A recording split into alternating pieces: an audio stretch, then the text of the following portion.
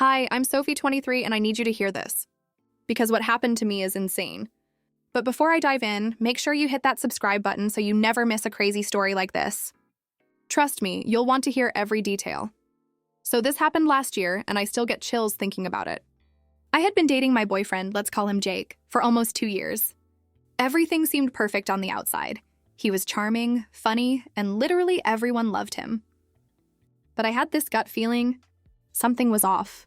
You know that feeling when your intuition screams at you, but you try to ignore it? Yeah, I ignored it. Big mistake. One day I was scrolling Reddit, just casually, and I stumbled upon a thread called Revenge Stories That Went Too Far. I clicked, thinking, oh, this will be funny. People exaggerate anyway. But then I saw a comment that made my heart stop. Someone posted screenshots of conversations that looked exactly like Jake's messages. Flirty, secretive, the whole deal. I froze, my hands were shaking. Could it be him? I didn't want to believe it. I thought, maybe it's a coincidence. But deep down, I knew. That night, I decided to check his phone. I know. Invading privacy is terrible. But desperation makes you do crazy things. And oh my God. I found chat after chat of him flirting with multiple girls. Screenshots, plans to meet, the works. I couldn't breathe. I felt like my whole world had crumbled. He had lied to me the entire time. And here I was, thinking I had a perfect relationship. And then I made a decision. I wasn't going to cry in my room pretending it didn't hurt. No, I was going to get revenge, but not in a messy, childish way. I wanted him to regret ever thinking he could hurt me without consequences. I spent the entire night plotting, pacing, writing ideas down, each one crazier than the last. And you won't believe what I came up with. The next morning, I acted like everything was normal. I texted him sweetly, smiling in front of my friends, pretending like I had no clue. Inside, I was a hurricane of plans. Little did he know, his world was about to be flipped upside down, and I was ready to make sure everyone found out his true colors. This happened. Then I moved forward faster than I ever thought I could. I told myself, act calm, act confident, and make every move count. For 2 weeks, I played the perfect girlfriend. Cute texts, public smiles, Instagram posts that screamed couple goals. He soaked it up. Meanwhile, I was building a quiet army of receipts, witnesses, and a plan that would expose him without making me look petty. First, I messaged every girl I could find in those chats. I used a soft, steady voice, the kind that doesn't scream accusation but asks, "Did you know?" Some were shocked, some were defensive, and a few admitted they thought he was single. I collected screenshots, timestamps, little contradictions. Every tiny piece fit into the puzzle. This happened. Then I realized he didn't just cheat, he performed for attention. And that performance had a stage, our whole friend circle and his workplace. Next, I crafted a public reveal that wouldn't look like a vindictive circus. Instead of yelling, I aimed for calm, factual, and impossible to ignore. I created a private document with chronological screenshots and transcripts. Then politely invited a handful of close friends, people who had admired him for years, for drinks and a chat. I said nothing about him. I watched them arrive, smiling like they always did when he walked in late with that charming grin. When Jake showed up, I let him do the typical show. The kiss on my cheek, the jokes, the casual arrogance. Inside, I felt cold and detached. Then I stood up, cleared my throat, and said, "I want to show you something." I clicked play on my phone.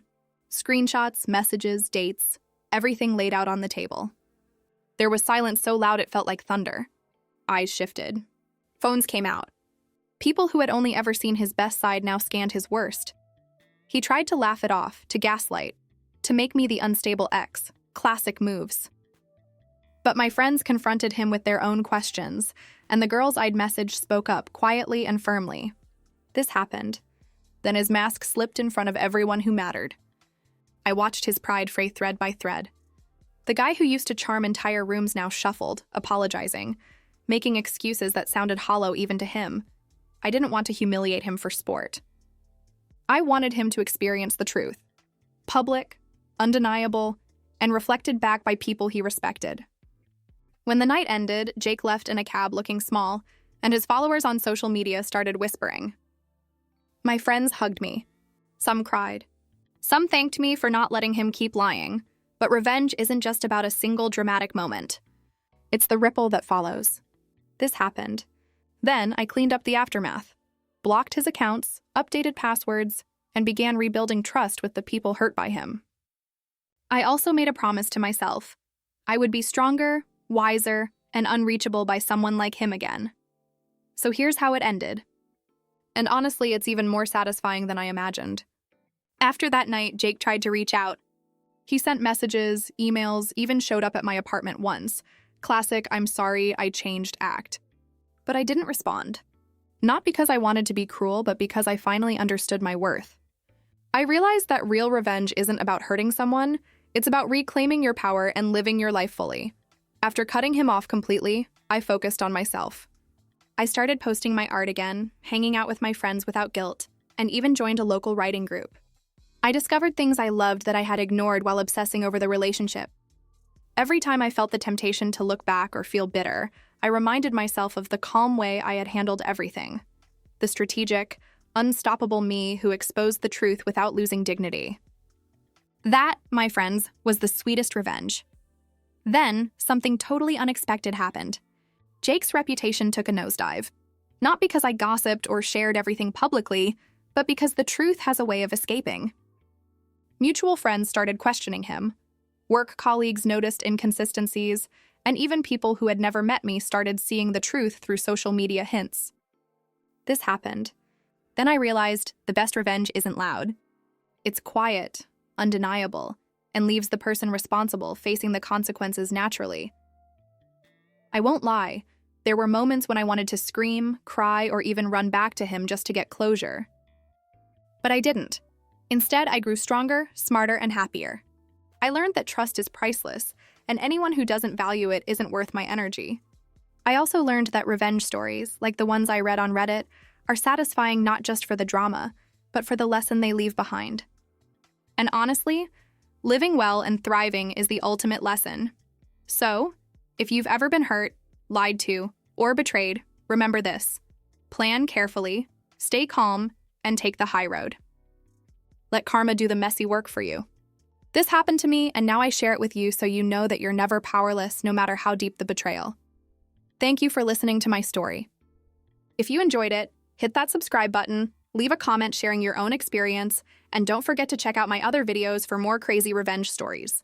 And remember, sometimes the quietest revenge is the most unforgettable.